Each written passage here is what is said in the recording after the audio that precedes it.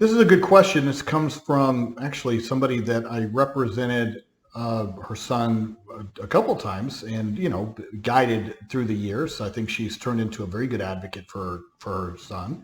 Um, uh, so I call them my kids, even though they're not continuing to be former clients. I'm always interested to see how they're doing.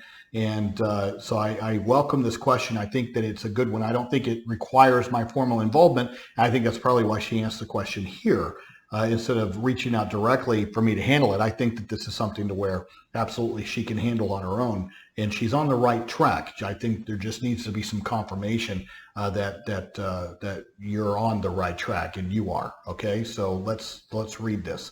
14-year-old has had a rough start of the school year with aggressive behavior. The FBA, I've requested functional testing to see where my son is functioning in order to make a better plan than just least to most prompting and other things, which when asked is never truly answered by the staff. Okay, when I've asked to add the behavior plan steps for aggressive behavior, you're told that if the current behavior plan is followed, aggressive behavior shouldn't come up.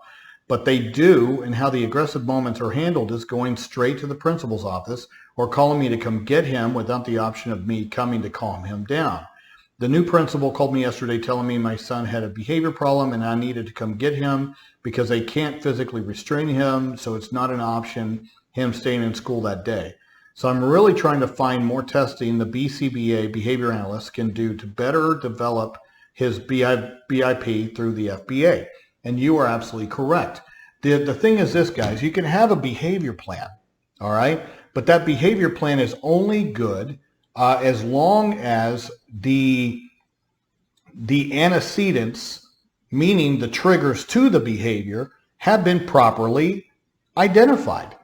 And so if for some reason, and so anything can change the appropriateness of a behavior plan, anything, which frequently happens when a new school year starts. Why is that? Because you have new teachers, new peer interactions, new staff. If a child moves from elementary to middle school, from middle school to high school, those are big transitions to a completely different school environment, which means that the antecedents or all those things that lead to triggering behavior could be completely different, which means that we need to go back to the drawing board and guess what?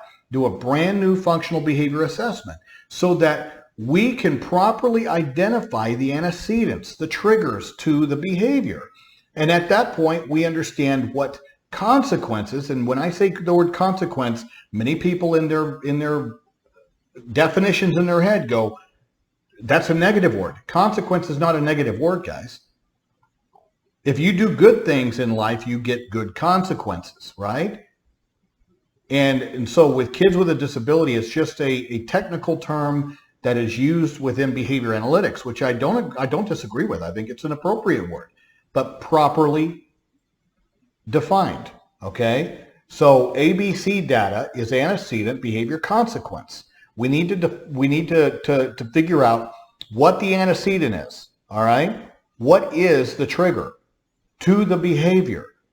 Once we understand that, we understand how to teach replacement skills so the child isn't engaging in that behavior, but then also insert a reward system or remove some of the factors triggering the behavior. There's a lot of things that can be done to address the consequence side, okay?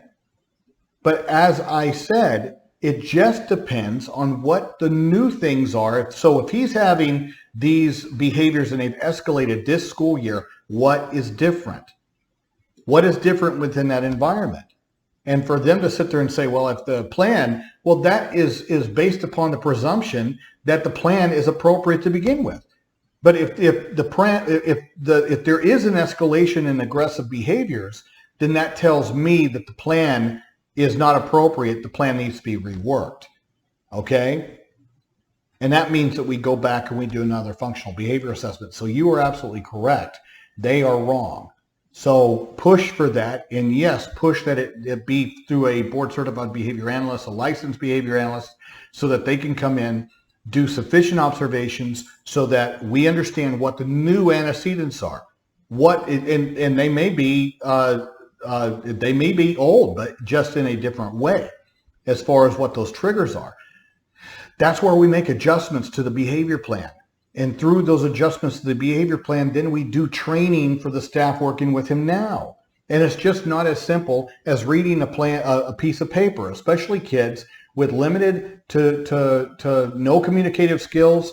That requires even more intense training. But then I have very communicative kids to where I'm telling you, if they know their plan backwards to forwards, and if you deviate from their plan at all with regards to their reward system or anything like that, you will end up as staff members creating new problems because now this kid's calling you on the carpet for being a hypocrite and being inconsistent with the implementation of their plan, which then creates more problems, which is the staff member, not the child. Child has a disability. Child is who the child is, who the child is. And one of the biggest mistakes schools do is they sit there and they go, I see a square peg in this round, kid is going to be beaten into it. No, guys. Behavior plans are a protective mechanism. It's an acknowledgement for the school personnel that this child has a disability, which means that they cannot follow student code of conduct as it's designed. It means that it's a temporary, it's meant to be a temporary protective plan while the IEP team and special education staff, in collaboration with general education and administration, are teaching the child replacement skills. If the child is gaining replacement skills and an alternative way to act and respond to things, then the undesired behaviors go down and drop or go away completely. And if that's the case, then eventually the goal is the child no longer requires a behavior intervention plan. Okay, but that's the frustrating part. I have a lot of schools that they'll put together a behavior plan and then add at the bottom that they'll apply their student code of conduct. Then that tells me right there you don't understand the purpose of a behavior plan. But if you have a behavior plan but you don't have goals and you don't have a clear plan on teaching the child replacement skills, then you don't have a good behavior plan. You don't have a good IEP. They have to work in conjunction and in collaboration with each other. So I appreciate this question. You are on the right path. I'm proud of you for the advocate you've become over these years.